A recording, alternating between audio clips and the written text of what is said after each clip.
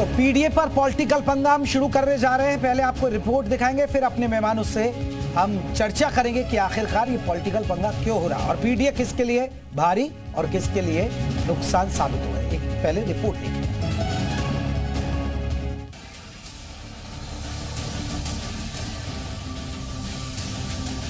PDA को अखिलेश पिछड़ा, दलित और अल्पसंख्यक बताते हैं, लेकिन विरोधियों की नजर में उसके मायने ही अलग हैं। डिप्टी सीएम केशव प्रसाद मौर्य ने अखिलेश पर वार किया है। उन्होंने लिखा, जिस दिन से मध्य प्रदेश के मुख्यमंत्री के रूप में डॉक्टर मोहन सिंह यादव जी ने शपथ ली है, सपा बहादुर श्री अखिलेश यादव जी का पीडीए यानी परिवार डेवलपमेंट अथॉरिटी के सदस्य बहुत उखड़े हैं। मैंने कहा कि हमारी देश की अर्थव्यवस्था इस समय 5वें नंबर पर है। हमारे प्रदेश का योगदान जो जीडीपी पे इस समय है, वह देश के दूसरे या तीसरे नंबर पे हमारा राज्य आ गया है। 9% से अधिक योगदान देश की जीडीपी पे हमारा है। तो श्री अखिलेश यादव जी को अफवाह फैलाना, बरगलाना और बात करना पीडीए की और काम करना परिवार के लिए, तो इसीलिए मैंने कहा कि श्री अखिलेश यादव जी का पीडीए परिवार डेवलपमेंट अथॉरिटी पीडीए। अब अखिलेश पर यह हमला केशव ने क्यों किया, ये भी आपको बता दें। दरअसल अखिलेश ने एक वीडियो वायरल को लेकर केशव पर तंज कसा था।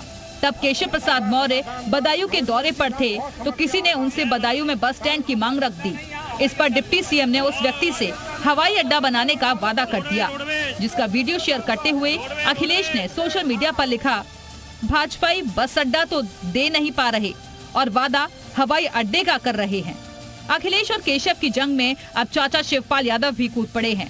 उन्होंने कहा, हम समाजवादी लोग तो चाहते हैं कि आप उत्तर प्रदेश की सभी 75 जिलों में हवाई अड्डा बनवा दें, लेकिन इसके पहले आप कौशाम्बी में एक हवाई पट्टी भी बनवा दें, अगर आपकी सरकार में सुनी जा रही है तो।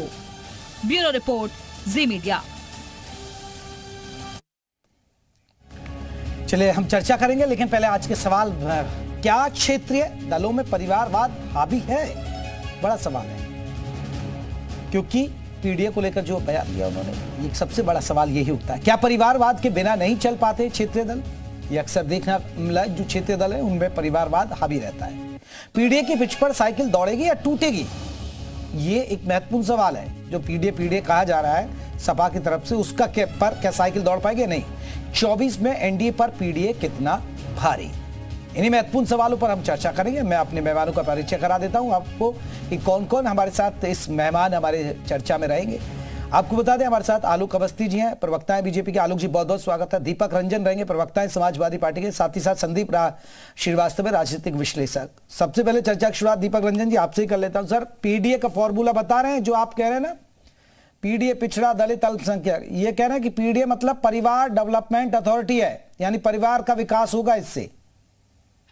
देखिए जयप्रकाश जी, जब से जो है ये केशव प्रसाद मौर्य जी सिराथू में चुनाव आ रहे हैं समाजवादियों से और पीडीए की स्ट्रेटजी से, उसके बाद ये अपना मानसिक संतुलन खो बैठे हैं और ये अनाप शनाप बयानबाजी कर रहे हैं। मैं तो समझता हूं कि अभी भारतीय जनता पार्टी में ये कहां इज्जत है इनकी, कहां सुनवाई हो रही। ये भी तो यही कह रहे हैं, जब से अखिलेश यादव, जब से समाजवादी पार्टी चुनाव हारी है, तब से अनाप शनाप बयान देते हैं, ये भी यही कहते हैं।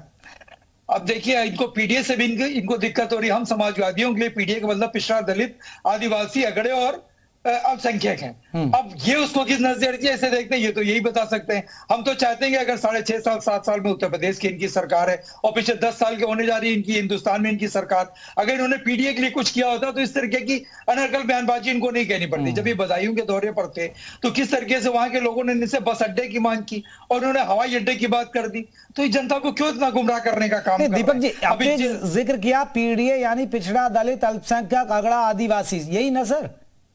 जी, लेकिन यहां तो आपके स्वामी प्रसाद मौर्य अगड़ों को ही गालियां देते हैं। वो तो हिंदू धर्म पर सवाल उठाते हैं, साधु संत पर उठाते हैं, ब्राह्मणों पर सवाल उठाते हैं, उनको तो आप चुप नहीं करा पाते। वो कैसी मानसिकता है? देखिए जयप्रकाश जी, कल आदरणीय अखिलेश यादव जी ने इस मामले में जो है विस्तृत बोल दिया और निश्चित रूप से हमें लगता है कि स्वामी प्रसाद मौर्य जी का वो अपना व्यक्तिगत बयान हो सकता है। आज भी उन्होंने बयान दे दिया। मैं किसी की टिप्पणी पे मैं कोई टिप्पणी नहीं कर सकता। आप मुझसे मेरी बात पूछिए, मैं समाजवादी पार्टी का प्रवक्ता हूं और उसके लिए अधिकृत है हमारे राष्ट्रीय अध्यक्ष आदरणीय अखिलेश यादव जी या स्वामी प्रसाद मौर्य जी, आप उनसे पूछिए। नहीं नहीं नहीं, जब आप पर यही होता है ना दीपक जी, जब आप लोगों पर आ टूटती है तो स्वामी प्रसाद मौर्य के ऊपर आप कह रहे थे हम प्रवक्ता नहीं है।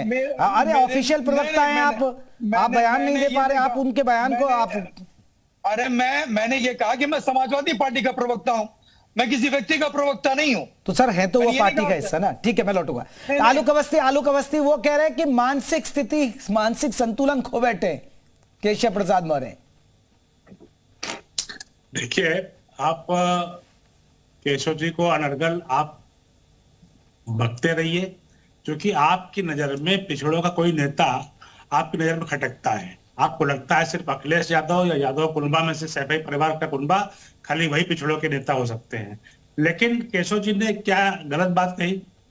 आखिर आप जो डेवलपमेंट अथॉरिटी खोले हैं, परिवार डेवलपमेंट अथॉरिटी, क्या मुलायम सिंह यादव जी की जो फैमिली ट्री है वो, या उनके भाई या उनके भतीजे या उनके पौत्र या उनका बेटा या उनकी बहू, क्या सभी सांसद या विधायक नहीं रहे? कि एक समय पर मुलायम सिंह यादव जी के परिवार के 33 लोग सत्ता में जो है प्रमुख पदों पर थे। अभी अखिलेश यादव जी के बच्चे जो कि अभी नाबालिग हैं, अभी नहीं वो उस एज पे पहुंच पाए कि उनको चुनाव लड़ा जा सके, नहीं तो अखिलेश यादव उनको भी लड़ा देंगे। क्या शिवपाल जी के बाद उनका बेटा जो है साथ में अब चुनाव नहीं लड़ रहा है? क्या रामगोपाल यादव जी का बेटा नहीं लड़ रहा है? क्या ये उनके रतन सिंह यादव जो मुलायम सिंह यादव के भाई थे, उनके पौत्र तेजपाल सिंह यादव का सांसद नहीं रहे? क्या अभय राम यादव जो मुलायम सिंह के भाई थे, उनके बेटे धर्मेंद्र यादव क्या सांसद नहीं रहे हैं? तो ये परिवार डेवलपमेंट अथॉरिटी है, यह बिल्कुल आपके चरितार्थ होती है, जो कि आपकी पार्टी एक परिवार की है, और जो उसका मुखिया का पद है वो आपके परिवार के मुलायम सिंह जी और अखिलेश यादव के अलावा किसी और को नहीं मिल सकता है, क्योंकि यह रिजर्व पार्टी है। दूसरी बात, जहां तक कि आप स्वामी प्रसाद मौर्य की कर रहे थे, स्वामी प्रसाद मौर्य आपके राष्ट्रीय महामंत्री हैं। स्वामी प्रसाद मौर्य कोई साधारण कार्यकर्ता नहीं है, राष्ट्रीय महामंत्री हैं। और अखिलेश यादव जी ने रामचरितमानस पे अनर्गल बयान देने में, बयान दोहरा नहीं रहा, क्योंकि मेरी जबान लड़खड़ाती है, अनर्गल बयान देने के बाद उनको प्रोन्नत करके राष्ट्रीय महामंत्री बनाया था। उसके बाद से लगातार वो ब्राह्मणों को गाली दे रहे हैं, लगातार वो तुलसीदास जी के लिए आप शब्दों का प्रयोग कर रहे हैं, लगातार सनातन धर्म को अपमानित करने का बात कर रहे हैं, लगातार वो जो है जो हमारे सनातन धर्म के जो मंदिर है बद्रीनाथ धाम को कहते हैं बौद्ध मठ रहा है।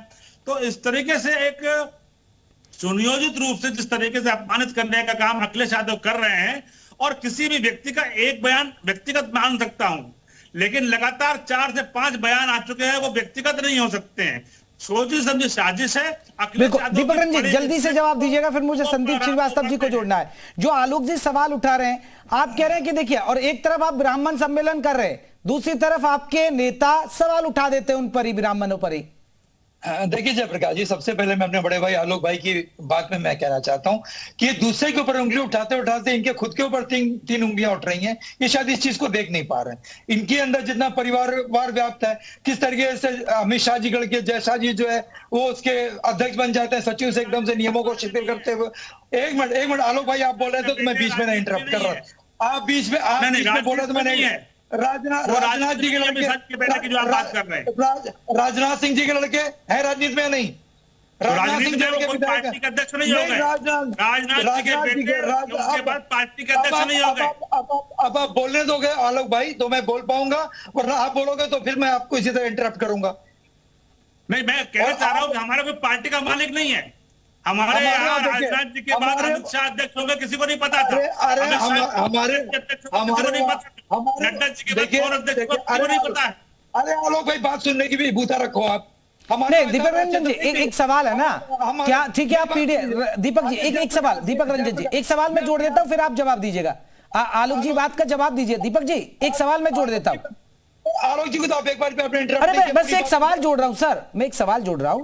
जो आप पीडीएफ फॉर्मूले की बात कर रहे हैं तो सर ठीक है, वो परिवार का सवाल उठा रहे हैं आप पर, लेकिन आप ये बताएंगे क्या कोई दलित आपकी पार्टी से मुख्यमंत्री बन सकता है? चलिए, आप अन्य राज्यों में सरकार बनवाई समाजवादी पार्टी की, मैं आपके सम्मानित चैनल पर क्या कर जानना चाहता हूं कि उस राज्य से जो है वो दलित मुख्यमंत्री बनेगा। नहीं यूपी की बात करें ना सर, यूपी परिवार पार्टी तो यहाँ की ज्यादा है ना, आपकी क्षेत्रीय पार्टी की बात करें ना। अच्छा ये बताइए कि माननीय प्रधानमंत्री श्री नरेंद्र मोदी जी जब एक बार देश के प्रधानमंत्री बन गए थे तो दूसरी बार किसी दलित को बना दिया होता।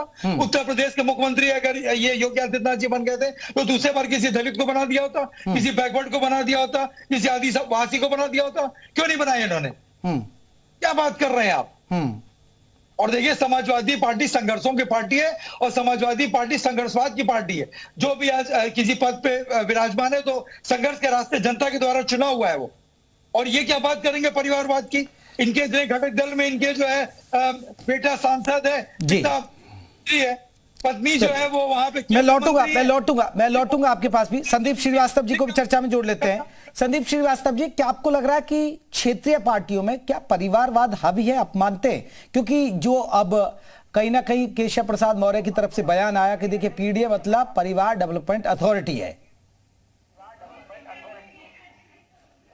नहीं, ये बात जयप्रकाश जी आप एकदम सही कह रहे हैं कि देखिए क्षेत्रीय पार्टियों में, चाहे वो उत्तर प्रदेश की क्षेत्रीय पार्टी हो या किसी राज्य की क्षेत्रीय पार्टी हो, ये आप देखेंगे कि ये बहुत ज़्यादा दिखाई पड़ता है कि वहाँ पे वर्चस्व, जैसे आपने देखा कि समाजवादी पार्टी में अखिलेश यादव या कोई भी, चाहे वो शिवपाल के साथ उनके जो संबंध रहे, अब जो संबंध हैं या पहले जो संबंध रहे हैं, वो तथाकथित कहीं ना कहीं अपनी प्रतिष्ठा और अपने पद को पाने के लिए रहा है कि अखिलेश यादव चूंकि मुलायम सिंह यादव जी के पुत्र रहे हैं, इसलिए पार्टी के अध्यक्ष पद पे वही आसीन होंगे।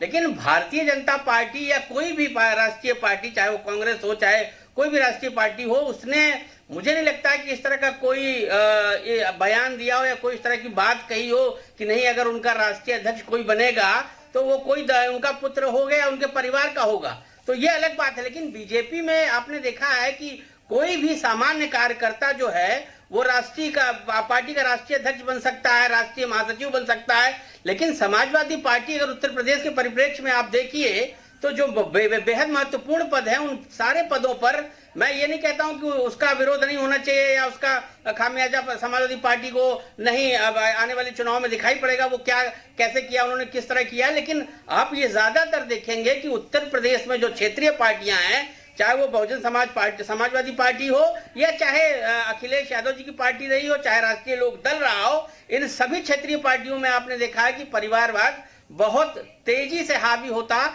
दिखाई पड़ता है। ये जो महत्वपूर्ण पद होते हैं, इन सारे महत्वपूर्ण पदों पर आप देखेंगे कि उन्हीं के परिवार के लोग स्थापित होते चले जाते हैं। तो मैं ये नहीं कह रहा हूं कि ऐसा हमेशा होता चला जाएगा, लेकिन अगर इस परंपरा को आपने बनाए रखा तो आने वाले समय में जो बिखराव आपने देखा है 3 राज्यों में, जिस तरीके से भारतीय जनता पार्टी को जन समर्थन मिला है, वो कहीं ना कहीं ये संदेश देने का प्रयास किया जा रहा है कि देखिए राष्ट्रहित जो सर्वोपरि है। अगर आप राष्ट्रहित पे परिवारवाद अगर आप हावी करेंगे तो मुझे लगता है कि शायद वो कहीं ना कहीं आपको खामियाजा भुगतना पड़ेगा, चाहे वो जो पार्टी हो, चाहे वो भारतीय जनता पार्टी हो, चाहे भारतीय राष्ट्रीय कांग्रेस पार्टी हो, चाहे जो क्षेत्रीय पार्टियां हो। जिन पार्टियों ने परिवारवाद को बढ़ावा दिया है उसका अंत या जो आप आज दीपक जी आपने सुना संदीप श्रीवास्तव जी को की तरफ बढ़ती चली जा रही है। ठीक है संदीप जी, मैं आ रहा हूँ लौट के फिर। देखिए जयप्रकाश जी, संदीप जी एक बहुत बड़े पॉलिटिकल एनालिस्ट हैं। मैं इनकी किसी भी टिक्का टिप्पणी पे मैं टिप्पणी नहीं करना चाहता, लेकिन मैं इतना जरूर कहना चाहता हूं कि हमें ऐसा राष्ट्रीय अध्यक्ष नहीं चाहिए जो सिर्फ माला पहनाने के लिए काम आए और गेट पे खड़े होकर के स्वागत करने का, जिसके अंदर डिसीजन पावर ना हो, उसको राष्ट्रीय अध्यक्ष बनने का कोई अधिकार भी नहीं है। मैं तो चैलेंज करता हूँ, हमारे बड़े भाई आलोक अवस्थी जी यहाँ पर बैठे हुए हैं। नहीं तो इसका मतलब कोई काबिल नहीं है क्या आपके यहाँ? ऐसा नहीं है, कोई काबिल नेता आपके पास है नहीं सपा में? हो सकता है ये नहीं कह सकते पार्टी का राष्ट्रीय अध्यक्ष सिर्फ प्रधानमंत्री के स्वागत के लिए बनाया गया है। अरे संदीप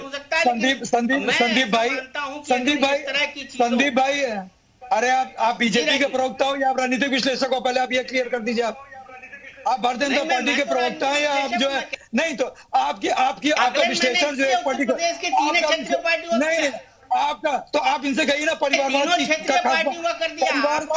परिवारवाद। अरे सुनो भी संदीप भाई, आप तो पूरी तरीके से जो बीजेपी के प्रवक्ता के रूप में बात कर रहे हैं। आ रहा हूं आलोक जी। नहीं मैं बीजेपी का प्रवक्ता नहीं, उसके लिए आलोक जी बैठे हुए हैं। नहीं लेकिन आप के लिए आलोक जी बैठे हुए हैं। ठीक है संदीप जी रुकिए मैं दीपक जी आलोक जी से एक सवाल है। दीपक रंजन जी रुकिए 1 मिनट। आलोक जी, क्या पीडीए आप लोगों को डरा रहा है क्या? टेंशन में है क्या पीडीए? जयप्रकाश की बात आने को क्या आप क्या बीच में इनको करते लोगे? ऐसे किसे पाएंगे? इतना कहना है कि पीडीए जो इनकी जो प्राइवेट डेवलपमेंट अथॉरिटी है, नहीं पीडीए आपको टेंशन दे रहा है क्या? क्योंकि वो कहते हैं कि घोसी उपचुनाव में पीडीए फॉर्मूला उनका हिट हुआ। देखिए, घोसी उपचुनाव के वहां एक लोकल मुद्दे हैं, लेकिन इनको पूछना चाहिए कि आजमगढ़ लोकसभा सीट से तो अखिलेश यादव स्वयं मेंबर ऑफ पार्लियामेंट थे, उनकी सुरक्षित सीट थी, क्यों चुनाव हार गए? रामपुर की सीट भारतीय जनता पार्टी कभी नहीं जीती थी, हमने उपचुनाव में कैसे उनको हरा दिया? हम तो उनकी सुरक्षित सीटों को उनके मुंह से खींच करके ला रहे हैं। और हम आपसे कहते हैं ताजा उदाहरण घोसी की बात भी कर लो आलोक भाई। घोसी ताजा उदाहरण है। पूर्व में जाने से पहले घोसी की तरफ ध्यान दे दीजिए।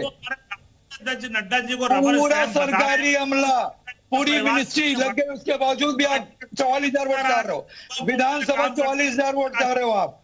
क्या बात करते हो आप? क्या बात करते हो? पीडीए से पिछड़े दलित अल्पसंख्यक आदिवासी की आपको चिंता नहीं है, इसीलिए आप इस नरकलबाजी कर रहे हैं आपके डिप्टी सीएम साहब।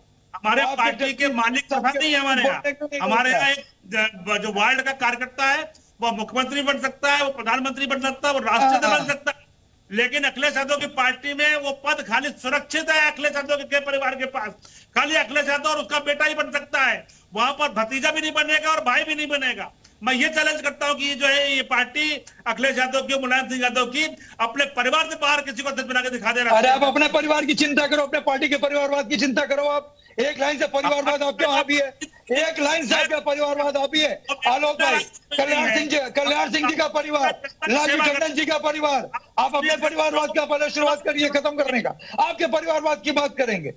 One man show two man army आपकी party, one man show two man army आपकी पार्टी। आप वोट लेते हो किसी और के चेहरे पर, मुख्यमंत्री किसी और को बना देते हो, जो वहां से हमारे पर्ची से मुख्यमंत्री नहीं बनाए जाते, पर्ची से मुख्यमंत्री नहीं बनते हैं आलोक जी, पर्ची से मुख्यमंत्री नहीं बनते हैं आपकी पार्टी की तरह। पर्ची दिल्ली से उड़ करके नहीं। दीपक जी एक बात का सवाल। दीपक जी दोनों विधानसभा में आया है। आलोक जी आ रहे हैं। आलोक जी, दीपक जी एक सवाल का जवाब दीजिएगा। दीपक जी, आपको लगता है कि अखिलेश यादव के अलावा कोई और मुख्यमंत्री बन सकता है समाजवादी पार्टी में? आप पूरा जवाब आने दीजिएगा। लेकिन क्या कह रहे हैं आप? क्या अखिलेश यादव के अलावा समाजवादी पार्टी में कोई मुख्यमंत्री चेहरा बन सकता है, हाँ या ना? क्या योगी आदित्यनाथ जी के अलावा कोई दूसरा मुख्यमंत्री बन जाए सर? इनका तो बदलते ही रहते हैं, इनका कोई भरोसा नहीं ना। क्यों नहीं बदला? अब 3 लोग बदल दिए, वहां देखिए क्या हुआ। अरे 3 लोग क्या बदल गया? आप जनमत का अपमान करते हो। हमारे यहाँ पर्ची से नहीं कि दिल्ली से पर्ची उड़ करके आई और धीरे से थमा दी गई कि इनका नाम अनाउंस कर दो। यहाँ पर विधानमंडल दल की बैठक होती है और विधायक जो है चुनते हैं अपना मुख्यमंत्री, और उन्होंने आदरणीय श्री अखिलेश यादव जी को विधायकों ने अपना नेता चुना, नेता सदन चुना, उसके बाद वो मुख्यमंत्री बने। कोई पर्ची ऑन एयर आपने देखा होगा कि किस तरीके से दिल्ली से पर्ची उड़ करके आई और आदरणीय रक्षा मंत्री जी के हाथ में, रक्षा मंत्री जी ने धीरे से पकड़ा दिया। ये नहीं होता, ये परंपरा नहीं है समाजवादी पार्टी में। अखिलेश यादव का पहले उनके पिताजी मुलायम सिंह यादव जी पार्टी के मालिक थे, लेकिन चलिए यही है सर पीडीए पर पॉलिटिकल पंगा। वो कह रहे हैं कि ये परिवार डेवलपमेंट अथॉरिटी है और आप कह रहे हैं कि पीडीए फॉर्मूला जीत का फॉर्मूला है। आप सभी मेहमानों का बहुत बहुत शुक्रिया हमसे चर्चा करने के लिए। मैं माफी